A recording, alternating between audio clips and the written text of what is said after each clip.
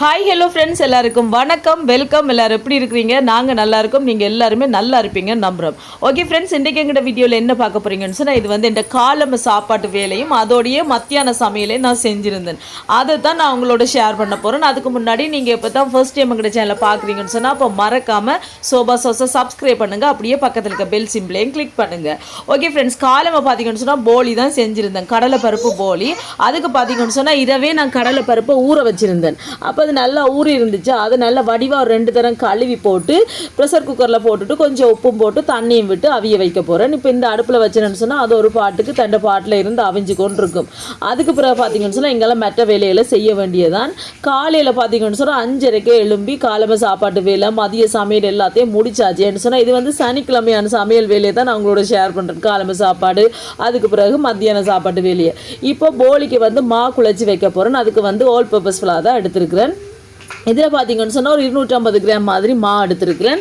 அதை வடிவாக அரிச்சு தான் எடுத்துருக்கேன். ஏன்னா அதில் கட்டைகள் இருக்கும். அதால் எப்போவுமே எந்த மாண்டன்னு நாங்கள் அரிச்சு யூஸ் பண்ணுறது நல்ல.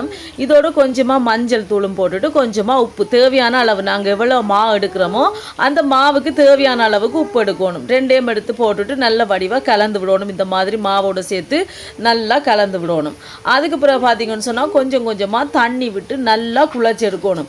இது வந்து ரொட்டி மாதிரி நாங்கள் டக்குன்னு குழச்சி எடுக்கக்கூடாது. நல்லா எவ்வளோத்துக்கு குழைக்கிறோமோ அவ்வளோத்துக்கு தான் இந்த போலி நல்லா வரும். நல்லா சாஃப்டாக குழைக்கணும். அப்போ தான் இந்த போலி சாப்பிடும்போது நல்லா இருக்கும் எங்களுக்கு. இப்போ இந்த மாதிரி குழைச்சிட்டேன்னா அதுக்கு பிறகு கொஞ்சமாக தேங்காய் எண்ணெய் விட்டுட்டு அதுக்கு பிறகு இந்த கிண்ணத்திலேயே வச்சு நல்லா குழைச்செடுக்க போகிறேன். கிட்டத்தட்ட பார்த்தீங்கன்னு சொன்னால் ஒரு 10 நிமிஷத்துக்கு நல்லா குழைச்சிருப்பேன். நான் எவ்வளோத்துக்கு குழைக்கிறோமோ ஃப்ரெண்ட்ஸ் அவ்வளோத்துக்கு போலி சூப்பராகவும் சாஃப்டாகவும் வரும். இந்த பார்த்தீங்களா, இந்த மாதிரி குழைச்சிட்டேன். குழைச்சோன்னு பார்த்தீங்கன்னு சொன்னால் மா அப்படியே நல்லா அந்த என்னென்னு சொல்கிறேன் இள்ளு படுற மாதிரி சாஃப்டாக வந்துடும். அந்தளவுக்கு குழைக்கணும். அதுக்கப்புறம் கொஞ்சமாக மேலால் தேங்காய் எண்ணெய் அப்படியே ஊற்றி விட்டுட்டு பூசி விட்டுட்டு அப்படியே மூடி வைக்க போகிறோம். அது அப்படியே ஒரு பக்கம் இருக்கட்டும்டா, கொஞ்சம் காயாது அதுக்காகத்தான் இப்படியே தேங்காய் எண்ணெயால் மேலால் பூசிட்டு மூடி வச்சோம்டா அது பாட்டுக்கு ஒரு இடத்துல இருந்து நல்லா ஊறிக்கொண்டு இருக்கும். இப்போ பார்த்தீங்கன்னு சொன்னால் கடலைப்பருப்பு நல்லா அவிஞ்சிட்டு பார்த்தீங்களா, நல்லா அவிஞ்சு தண்ணியெல்லாம் வற்றி வந்துட்டுது. இனி இந்த கடலைப்பருப்பு நான் பாருங்கள் நல்லா ஒட்ட வற்றிட்டு தண்ணி பார்த்தீங்களா நல்லா அவிஞ்சிட்டுது. இது கிரைண்டரில் அரைக்கணும். ஆனால் கிரைண்டரில் அரைக்கவே தேவையில்லை, அந்தளவுக்கு நல்லா அவிஞ்சிருந்துச்சுது. இருந்தாலும் நான் ஒருக்கா கிரைண்டரில் போட்டு ஒரு 2 சுற்றி எடுக்க போட்டேன். 2 சுற்றி எடுக்க போகிறேன்டா இதோட பார்த்தீங்கன்னு சொன்னால் ஒரு 3-4 ஏலக்காயும் சேர்த்து தான் அரைச்செடுக்க போகிறேன். அப்போ கொஞ்சம் நல்ல வாசமாக இருக்கும். அதுக்காகத்தான். உங்கள்கிட்ட ஏலக்காய் பவுடர் இருந்துச்சுன்னா நீங்கள் அது கூட சேர்க்கலாம். நான் என்கிட்ட ஏலக்காய் இருந்தபடியே அதையும் சேர்த்து இந்த கடலைப்பருப்போட ஒரு 2 சுற்றி எடுத்தாச்சு. எடுத்துகிட்டு அங்கால ஒரு பக்கம் வச்சாச்சு, அது இருக்கட்டுக்கும். இப்போ பார்த்தீங்கன்னு சொன்னால் சர்க்கரை எடுத்திருக்கேன். எங்களோட இனிப்புக்கு தேவையான அளவு தான் இது சர்க்கரை எடுக்கணும். இதில் பார்த்தீங்கன்னு சொன்னால் சர்க்கரை இவ்வளவும் எடுத்திருக்கேன். இது வந்து ஒரு 200 கிராம் அப்படி வரும்னு நினைக்கிறேன். உங்களோட இனிப்புக்கு தேவையான அளவு நீங்கள் எடுக்கலாம். இதுக்கு பதிலாக நீங்கள் சீனியும் சேர்த்து கடலைப்பருப்போட கரைச்சி குழச்சும் நீங்கள் செய்யலாம். ஆனால் நான் சர்க்கரை தான் சேர்த்துருக்கிறேன். இப்போ சர்க்கரையில் ஒரு கொஞ்சமாக தண்ணி சேர்த்து நல்ல வடிவாக இப்போ இந்த மாதிரி உருக்கி எடுத்துட்டேன். ஏன்னா தூசிகள் ஏதாவது இருந்துச்சுன்னா வரும் தானே, அதுக்காகத்தான். இப்போ நல்ல வடிவாக கரைச்சிட்டு இதை வடிச்சு எடுக்கிறேன். இந்த கிண்ணத்தில் நல்ல வடிவாக இந்த மாதிரி வடிகட்டி எடுத்தாச்சு. இனி பார்த்தீங்கன்னு சொன்னால் இந்த மாதிரி வடிச்ச அப்புறம் இங்கால பார்த்தீங்கன்னா நான் கடலைப்பருப்பை நல்லா அவிச்சு எடுத்து வச்சுருக்கேன் தானே, அவிச்சு நல்லா மசிச்சு எடுத்து வச்சுருக்கிறேன். அதை இந்த என்ன சொல்கிறது சர்க்கரை பாகோட சேர்க்க போகிறேன். இந்த மாதிரி பாருங்கள் நல்லா சர்க்கரை பாகு நல்லா காய்ச்சிப்பட்டு வந்துட்டு அதை வடித்து ஒரு கிண்ணத்தில் ஊற்றிட்டேன். அதுக்கு பிறகு பார்த்தீங்கன்னு சொன்னால் நான் அவிச்சு அரைச்சி வச்சுருக்கிற கடலைப்பருப்பையும் சேர்த்தாச்சு. இதோட கொஞ்சமாக தேங்காய்ப்பு பார்த்தீங்கன்னு சொன்னால் கரல் எடுக்கல, நான் நல்ல நடு தேங்காவாக தான் அப்படியே திருவி எடுத்துருக்கிறேன். நான் பெருசாக எப்போவுமே தேங்காய் கரலை எடுக்க மாட்டேன். எனக்கு அது அவ்வளோ சரி வராது, அதெல்லாம் எடுக்க மாட்டேன். அது இதுக்கு எப்போவுமே போலிக்கு, அதுக்கப்புறம் மோதகம், கொழுக்கட்டை அதுகளுக்கு எல்லாமே எப்போவுமே பார்த்தீங்கன்னு சொன்னால் நடு தேங்காய் எடுக்கிறது நல்ல. அவலுக்கு அப்படியெல்லாம் இப்போ எல்லாத்தையும் சேர்த்து நல்லா இந்த மாதிரி அப்படியே கிளறிக்கொண்டு இருக்கணும். நல்லா அப்படியே இறுகி வர அளவுக்கு நல்ல வடிவாக கிளறிக்கொண்டு இருக்கணும். கிட்டத்தட்ட ஒரு பார்த்தீங்கன்னு சொன்னால் 4 நிமிஷம் 5 நிமிஷத்துக்கே நல்ல வடிவாக இந்த மாதிரி அப்படியே ஒன்று சேர அப்படியே கலந்து வந்துட்டுது. இனி அதை இறக்கி வச்சாச்சு. மாவை பார்த்தீங்களா என்ன மாதிரி இள்ளுப்பட்டு வருதுன்னு சொல்லி அப்படி இள்ளுப்பட்டு வரணும். நாங்கள் பிச்சு எடுக்கும்போது மாவை நாங்கள் போலிக்கு அப்படி இள்ளுப்பட்டு வரணும். இனி நாங்கள் போலியை தேய்ப்போமா, வாங்க தேய்க்கலாம். இப்போ பார்த்தீங்கன்னு சொன்னால் இதில் கொஞ்சமாக எண்ணெயை பூசிட்டு போலியை இந்த மாதிரி தேய்ச்சிட்டு கொஞ்சமாக நாங்கள் போலி மாவை சரியா தேய்ச்சி எடுத்துட்டு அதுக்கு பிறகு கடலைப்பருப்பு பூர்ணத்தை எடுத்து நடுவில் வச்சுட்டு மறுபடியும் இந்த மாதிரி அப்படியே சுற்றி போட்டு எல்லாத்தையும் அப்படியே சேர்த்து இப்படி சுற்றி போட்டு அதுக்கு மேலே வச்சுட்டு திருப்பி லஞ்சித்து மேலால் வச்சுட்டு கொஞ்சமாக எண்ணெய் பூசி வச்சுருக்கேன் லஞ்சித்தில்.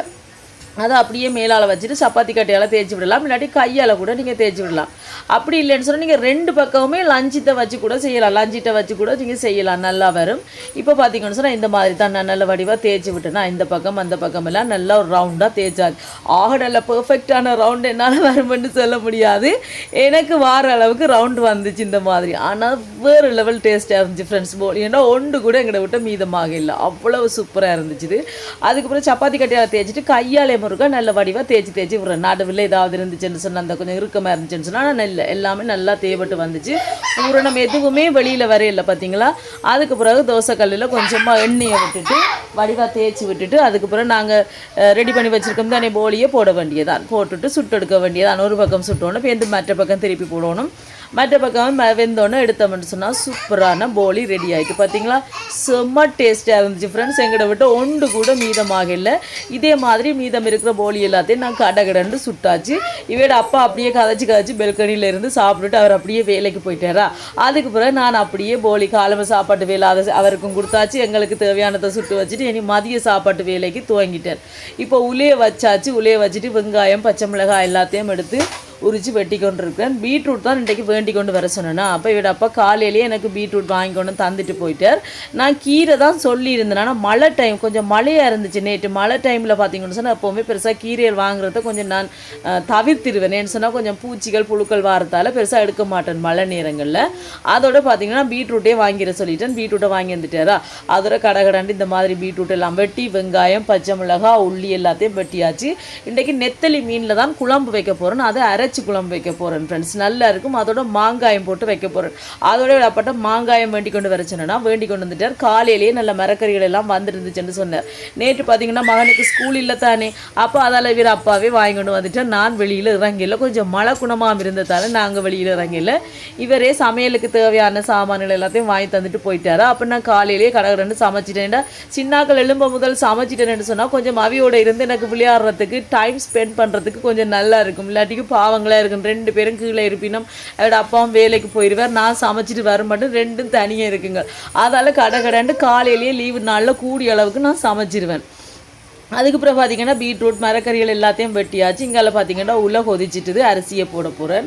இன்றைக்கு பார்த்தீங்கன்னா குத்தரிசி தான் போட்டிருக்கேன்னு பார்த்தீங்கன்னு சொன்னால். சம்ப அரிசின்னா டக்குன்னு அவிஞ்சிருந்தான், ஆனால் இன்றைக்கு குத்தரிசி தான் போட்டிருக்கேன். ஏன்னா எங்களோட வீட்டில் பார்த்தீங்கன்னு சொன்னால் அப்பாவுக்கு குத்தரிசி தான் விருப்பம், அதோட எங்களோட மகனுக்கும் குத்தரிசி விருப்பம். அதால் போட்டாச்சு. குத்தரிசியை போட்டுட்டு அதுக்கப்புறம் உப்பையும் போட்டுட்டு அதை ஒரு பக்கம் வச்சா தண்டை பாட்டில் இருந்து அவிஞ்சு கொண்டிருக்கும். தெரியும் தானே, குத்தரிசி அவிகிறதுக்கு கிட்டத்தட்ட 1 மணித்தியாலம் கூட சில வேளை பிடிக்கும். என்ன சொன்னால் அப்படித்தானே. ஆனால் அதே மாதிரி டேஸ்ட்டும் அப்படியா இருக்கும். தைரியமான அரிசி ஒன்று தான் இது குத்தரிசி.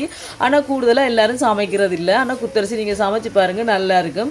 இப்போ எங்கால பீட்ரூட் எல்லாம் பட்டி வச்சுருக்கேன்னா அதுக்குள்ள பால் கறி வைக்கிறது, கொஞ்சம் வெங்காயம் கொஞ்சம் வெள்ளைப்பூடு ஒரு பச்சை மிளகாய் தான் போட்டிருக்கேன். ஏன்னா சின்னவா சாப்பிட்றபடியாக ஒரு பச்சை மிளகாய் போட்டிருக்கேன். கொஞ்சமாக மஞ்சள் தூளும் போட்டுட்டு கொஞ்சமாக உப்பும் போட்டு மூடி அதை அங்கால அடுப்பில் வைக்க போகிறேன். அது நடு அடுப்பிலான்னு வச்சேன். அது தண்டை பாட்டுக்கு ஒரு பக்கத்தில் இருந்து அவிஞ்சு கொண்டு இருக்கட்டுக்குன்னு சொல்லி வச்சாச்சு. இங்கால பார்த்தீங்கன்னு சொன்னால் அரைச்ச கறிக்கு ரெடி பண்ண போகிறேன்.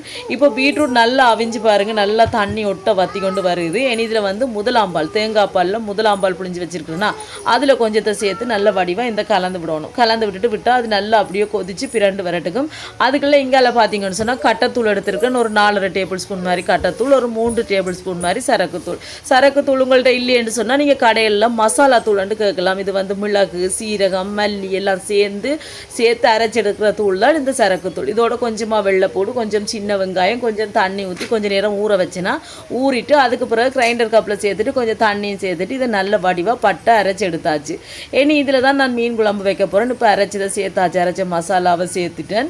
இதோட பார்த்தீங்கன்னு சொன்னால் நான் வெங்காயம் பச்சை மிளகாய் அதுக்கு பிறகு ஒரு தக்காளி பழம் பட்டி வச்சுருக்கேன், அதையும் சேர்க்குறேன். 2 தக்காளி பழம் ஒரு தக்காளி பழம் 2 பச்சை மிளகாய் சரியா. அதோட கொஞ்சம் வெங்காயம் வெள்ளைப்பூடு இது 2ஆம் பாலும் 3ஆம் பாலும் சேர்க்குறேன். அடிப்பக்கத்தை நான் சேர்க்க மாட்டேன், தேங்காய் பாலில் அடியில் கரலாக இருக்கும், அதை நான் எப்போவுமே சேர்க்க மாட்டேன். இதோட முதலாம் பாலையும் சேர்த்துட்டு புளியும் சேர்க்குறேன். சேர்த்துட்டு மாங்காயம் வெட்டி இப்போயே போட்டுட்டேன்.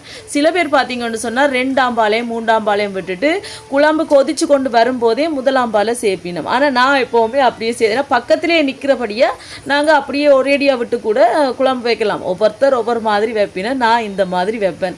இப்போ மாங்காயம் வெட்டி போட்டாச்சு. இனி தேவையான அளவுக்கு உப்பையும் சேர்த்துட்டு நல்லா கலந்து விடணும். இந்த மாதிரி நல்லா கலந்து விட்டுட்டு அதை அடுப்பில் வச்சு அது பாட்டுக்கு கொதிச்சு கொண்டிருக்கு. நல்லா கொதிச்சு கொண்டு வரைக்கா நெத்தலி மீன் போட போகிறேன். என்ன சொன்னால் முன்னாடியே போட்டோம்னு சொன்னால் மீன் டக்காண்டு உடைஞ்சிடும். அதால் தான் அங்கால பார்த்தீங்கன்னு சொன்னால் சின்ன வாடை பால் கொதிச்சு கொண்டிருக்கா. இப்போ பீட்ரூட் ரெடி ஆகிட்டு இனி பீட்ரூட் நல்லா வற்றி பார்த்தீங்களா சூப்பராக அப்படியே பிறண்டு வந்துட்டு இனி இறக்கி ஒரு கிண்ணத்தில் எடுத்து வைக்க வேண்டியதான்.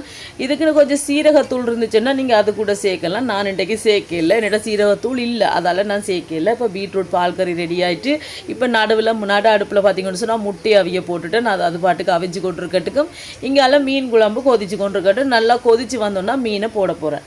அதுக்கப்புறம் பார்த்தீங்கன்னு சொன்னால் முட்டை அவிஞ்சிட்டு முட்டையை உடைக்க போகிறேன். நீங்கள் அதில் எடுத்து ஒவ்வொரு முட்டையும் உடைக்க வேண்டிய நல்லா அவிச்சு எடுக்கல. எங்களோட வீட்டில் கூடுதலாக பார்த்தீங்கன்னு சொன்னால் கொஞ்சம் அவியல் இருந்துச்சுன்னு சொன்னால் முட்டை கூடுதலாக விரும்பி சாப்பிடுவேன் முட்டை அவிக்க. அதில் கூடுதலாக இல்லை, கொஞ்சம் கணக்கான ஒரு அவியலில் தான் எப்போவுமே நான் முட்டையை அவிச்சு எடுக்கிறேன் நான். அந்த மாதிரி அவிச்சு எடுத்தாச்சு. முட்டையை அவிச்ச உடனே இங்கே குழம்பு நல்லா கொதிச்சு கொண்டு வருதா. இனி மீனை போட வேண்டியதான். நெத்தலி மீனை நல்லா வடிவாக நடு முள்ளெல்லாம் எடுத்து நல்லா மஞ்சள் உப்பெல்லாம் போட்டு கழுவி எடுத்து வச்சிருக்கிறேன். நெத்தலி மீனில் பார்த்தீங்கன்னு சொன்னால் முள்ளில் தான் சத்து இருக்குது, எனக்கு தெரியும் இல்லையன்றில்ல. ஆனால் என் மகன் பெருசாக நெத்தலி மீன் சாப்பிட மாட்டார். இப்போ தான் கொஞ்சம் சாப்பிட வலிக்கிட்டு இருக்கிறேன். அந்த முள் எடுத்து கொடுக்குறபடியாக அதால் கொஞ்சம் பழகினா அப்புறம் படிப்படியாக கொடுக்கலாமன்னு இருக்கிறேன். இப்போ சமைச்சு கொண்டிருக்கும் போதே எனக்கு ஒரு பசி வந்துட்டு தான். அதோட நல்லா சுட கோப்பி போட்டாச்சு. அதோட 2-3 உப்பு பிஸ்கெட்டும் எடுத்தாச்சு.